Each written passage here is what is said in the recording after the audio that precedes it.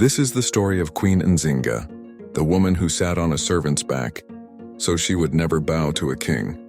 The year was 1622, and in the heart of Ndongo and Matamba, what is now Angola, a delegation gathered to negotiate with the Portuguese crown. The air was thick with tension, the balance of power fragile. At the center of the room stood Nzinga Mbande, princess of Ndongo, sister to the king, daughter of the royal bloodline of the Mbundu people. She entered the hall adorned in royal beads, her posture unbent, her gaze calm and sharp. The Portuguese governor sat on a lavish chair, but no seat was offered to her. Rather than accept the insult, Nzinga turned to one of her attendants and without a word had him kneel on all fours. She sat upon his back and began the negotiations. In that single act, she declared to the world, "I may enter your halls, but I do not kneel in them." From that day, her legend began. Nzinga was born in 1583, during an era when European powers carved Africa into territories for their trade, especially in enslaved people. The Portuguese had turned much of Central Africa into a network of capture and control. Her father, Ngola Samba, was a ruler who tried to protect his kingdom, but the enemy was relentless. Nzinga inherited his defiance.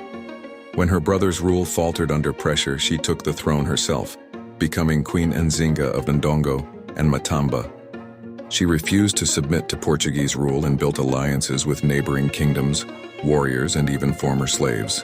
For decades, she fought the Portuguese through both warfare and diplomacy.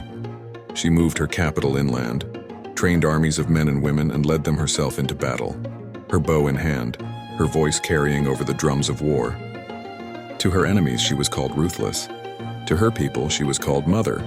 Nzinga understood strategy as much as strength. When needed, she converted to Christianity to secure peace, baptized as Ana de Sus Nzinga Mbande, but never abandoned her people's spirit. She used faith, politics, and cunning to protect her kingdom from conquest. By the time she was in her 60s, many of her rivals had fallen, but Nzinga still ruled, proud, fierce, and unbroken.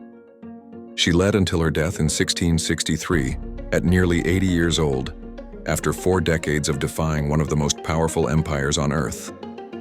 Centuries later, her story stands as a beacon for resistance, womanhood, and leadership in Africa and beyond.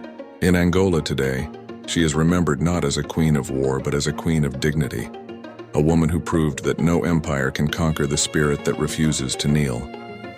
And if you stand under the Angolan sun and listen to the wind over the red soil, it still carries her voice.